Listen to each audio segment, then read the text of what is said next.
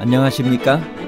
인생의 복잡한 문제들을 말씀으로 단칼에 해결해주는 김종근 목사의 쾌도 남마입니다.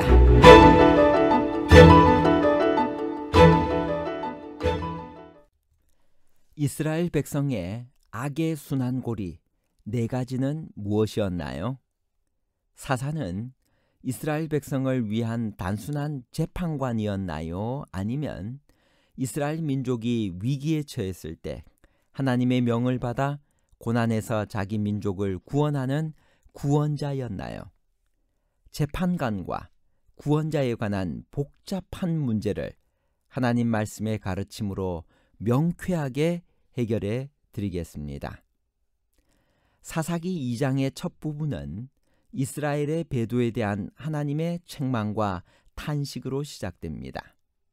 언약을 어기지 아니하시는 하나님의 신실하심과 은혜를 쉽게 잊어버리는 백성들의 불순종 사이에는 어떤 차이가 있나요?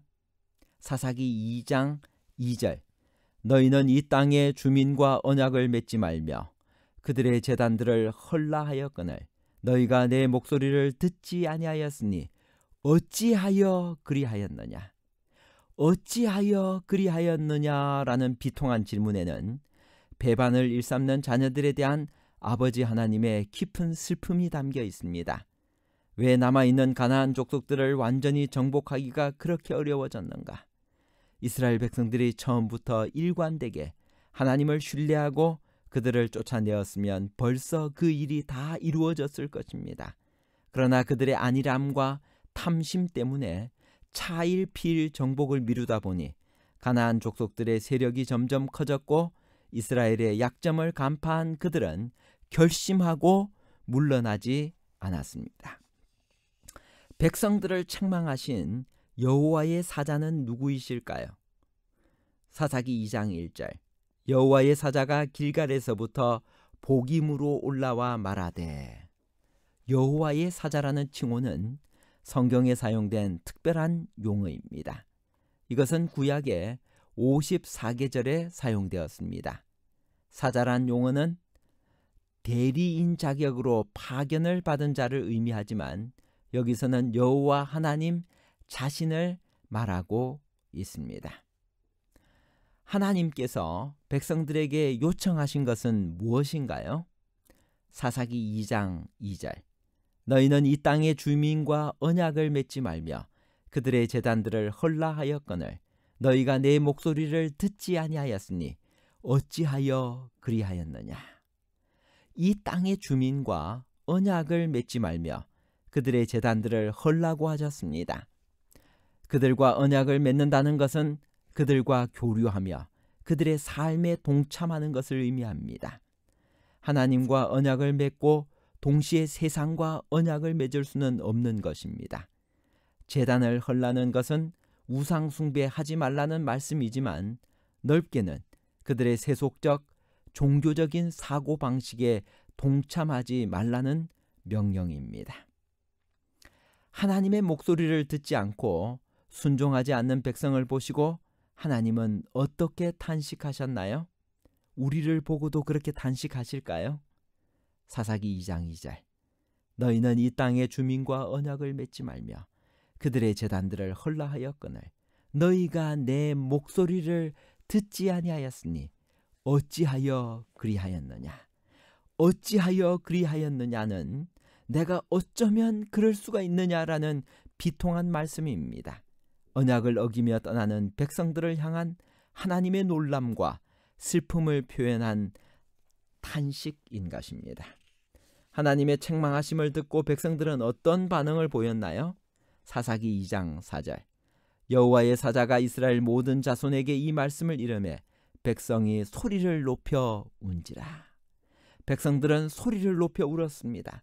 그러나 그 눈물은 자기들이 당할 수치와 손해에 대한 이기적인 슬픔이지 참된 회개에서 나온 것은 아니었습니다.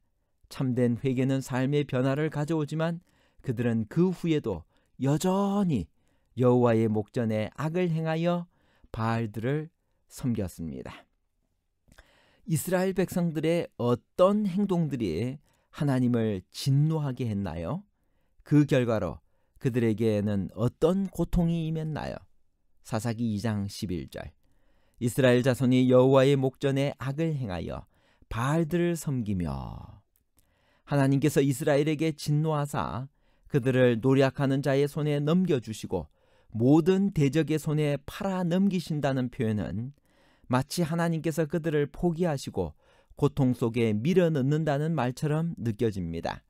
그러나 이 모든 표현은 단지 하나님께서 속량하신 사람들의 소유권을 더 이상 주장하지 않으신다는 표현일 뿐입니다.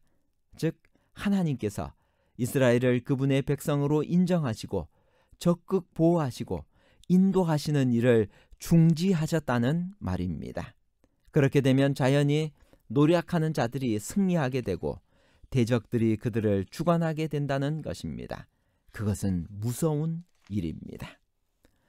하나님께서 이스라엘 백성들을 불쌍히 여기사 누구를 세워 그들을 구원하도록 하셨나요? 사사기 2장 16절. 여호와께서 사사들을 세우사 노략자의 손에서 그들을 구원하게 하셨으나. 하나님께서 왜 사사들을 세우셨는지 그 배경과 목적이 나옵니다. 사사는 단순히 재판관이 아니라 민족이 위기에 처했을 때는 하나님의 명을 받아 고난에서 자기 민족을 구원하는 구원자였습니다. 사사가 사는 날 동안에는 하나님께서 그들을 대적의 손에서 구원하셨습니다. 그러나 사사가 죽은 후에 이스라엘 백성들은 다시 타락하여 패역한 길로 가는 것을 그치지 않았습니다. 사사기 2장 11절에서 23절을 보면 사사기 전체의 구조를 볼 수 있습니다. 4가지 틀이 반복됩니다. 다음과 같은 순환고리, 이 악의 순환고리가 반복되는 것을 볼 수 있는데 이것은 슬픈 도식입니다. 악의 순환고리. 첫 번째, 그들은 악을 행하고 우상 숭배에 빠집니다. 그러면 하나님이 진노하십니다. 세 번째, 그들은 회개합니다. 네 번째, 그들은 구원을 받습니다. 그리고 그들은 하나님의 구원을 망각하고 다시 악을 행합니다. 이 사이클이 계속해서 반복됩니다. 예를 들어 보겠습니다. 사사기 2장 11절. 이스라엘이 하나님의 목전에서 악을 행하고 우상 숭배에 빠집니다. 첫 번째 사이클이 반복됐습니다. 두 번째, 하나님이 진노하십니다. 그러면 그들은 회개합니다. 그리고 그들은 하나님 앞에 구원을 받습니다.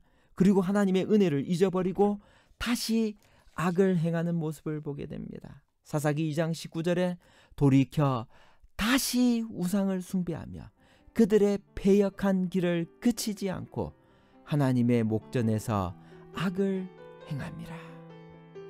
세상에 살면서 승리하는 방법은 무엇일까요? 첫 번째, 세상과 언약을 맺지 않는 것입니다. 두 번째, 세상의 제단들을 쌓지 말라는 것입니다. 세 번째, 하나님의 목소리를 듣고 순종하라는 것입니다. 결론입니다. 첫 번째, 제단을 헐라는 것은 우상 숭배하지 말라는 말씀이지만 넓게는 그들의 세속적 종교적인 사고방식에 동참하지 말라는 명령입니다. 어찌하여 그리하였느냐고 하나님은 그들의 행동을 보시고 한탄해 하십니다. 두 번째, 사사는 이스라엘 민족이 위기에 처했을 때 하나님의 명령을 받고 고난에서 자기 민족을 구원하는 구원자였습니다. 세 번째, 이스라엘 백성의 악의 순환고리는 악을 행하고 우상 숭배에 빠지고 하나님의 진노가 임하고 다시 이스라엘 백성들이 회개하고 구원은 받지만 바로 이어서 하나님의 구원을 망각하고 다시 악을 행하는 이 악순환이 반복되는 것입니다. 사랑하는 청취자 여러분, 오늘 우리는 그리스도인의 삶을 살아가면서 이 사사시대에 이스라엘 백성들이 했던 것처럼 이러한 일들을 반복하고 있지는 않습니까? 악을 행하고 우상 숭배에 빠지고 하나님의 진노가 임하면 회개하는 척하고 그리고 하나님께서 우리를 구원해 주시면 그 하나님의 은혜를 금방 잊어버리고 다시 악을 행하는 이러한 모습으로 살아가고 있지 않습니까? 이제 다시 일어나서 진정한 회개를 통하여 예수 그리스도를 만나고 성령의 인도하심을 따라 다시는 죄를 짓지 않는 하나님의 사람, 성령에 속한, 영에 속한 신령한 사람으로 살아가게 되기를 간절히 바랍니다. 감사합니다.